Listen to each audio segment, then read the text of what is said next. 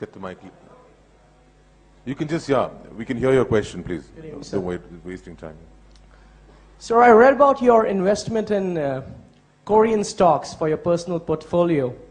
My question is, if you're managing very small amounts of money, like say 3 million or 10 million, will you still look for the Graham's approach for low PE and wider discount to book value?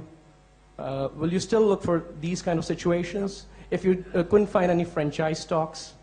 Yeah, if I were working with small sums, I certainly would be much more inclined to look among what you might call classic Graham stocks, very low P's and maybe below working capital, all that. Although, and I would do far better percentage-wise if I were working with small sums.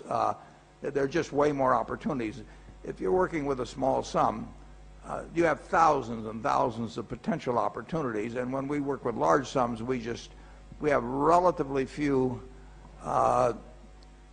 possibilities in the investment world that can make a real difference in our net worth. So you have a huge advantage over me if you're working with very little money. But there are compensations to that on the other side of the equation.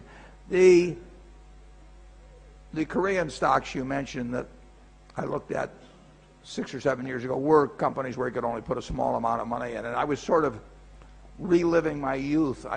Somebody sent me a handbook of Korean stocks and told me that the market was interesting. So one Sunday afternoon, I did leaf through a couple thousand pages of Korean stocks, and I was sort of reliving my youth. I mean, other people look through old Playboy magazines or something like that, but I looked through these old manuals of stocks, and I bought a number of stocks in small amounts from companies whose names I couldn't pronounce.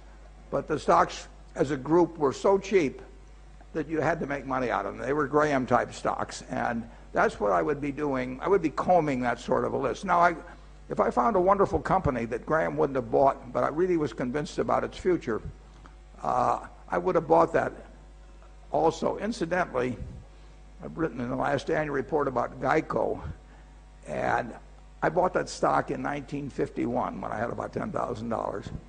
And Geico I looked at because Benjamin Graham was the chairman of the company.